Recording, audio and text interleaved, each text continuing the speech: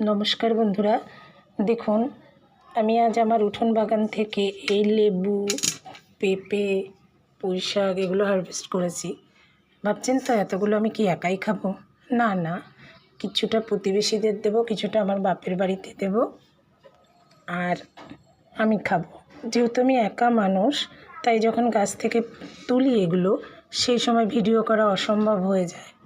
তাই এগুলো তুলে এনে আপনাদেরকে ভিডিও করে দেখাচ্ছি। চলুন আপনাদেরকে গাছটাও দেখাই। এই যে পেঁপে গাছ, দুটো পেঁপে গাছ আছে। এই যে লেবু গাছ, একটা এখনও তোলা হয়নি। এই যে এখন আর লেবুতে তেমন একটা ফলন নেই। এই যে দেখুন, এখানে কলম করে রেখেছি, গুটি কলম একটা কেটেছি, আপনাদেরকে দেখিয়েছি। আর এই যে ভেতরের থেকে অনেক লেবু আছে, কিন্তু তোলা সম্ভব নয়, কেননা ওর মধ্যে অনেকটা বোলতার চাক হয়েছে।